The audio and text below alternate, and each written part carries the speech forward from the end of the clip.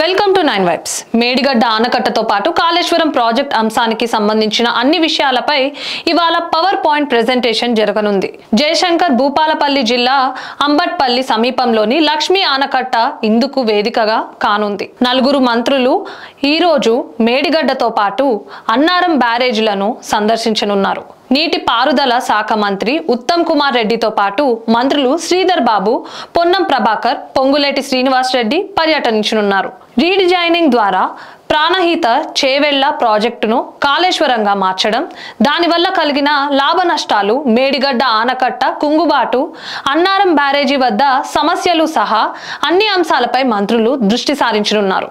నలుగురు మంత్రులు ఈఎన్సీ మురళీధర్ ఉదయం హైదరాబాద్ నుంచి హెలికాప్టర్ ద్వారా మేడిగడ్డ వద్దకు చేరుకుంటారు.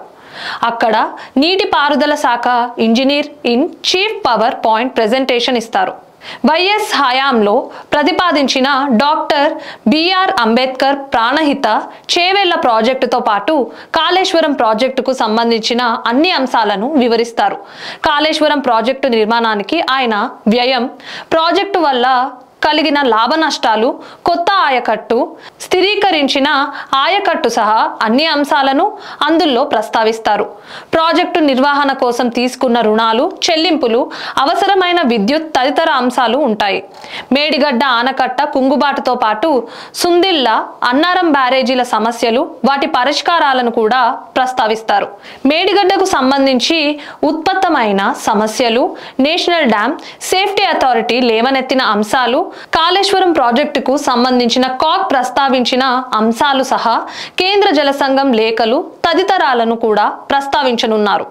ఆనకట్టలు, పంప్ హౌజ్ల నిర్వహణ, వ్యక్తమైన అభిప్రాయాలు, సెంట్రల్ డిజైన్ ఆర్గనైజేషన్ సిడిఓ రాసిన లేఖలు తదితర అంశాలను కూడా వివరించనున్నారు.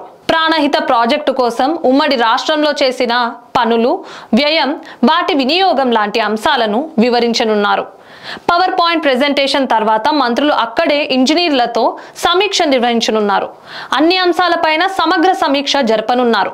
మేడిగడ్డ ఆనకట్ట కుంగుబాటుతో పాటు అన్నారం, సుందిళ్ళ ఆనకట్టల సమస్యలు, వాటి పరిష్కారం కోసం తీసుకోవాల్సిన చర్యలపై ప్రత్యేకంగా దృష్టి సారిస్తారు.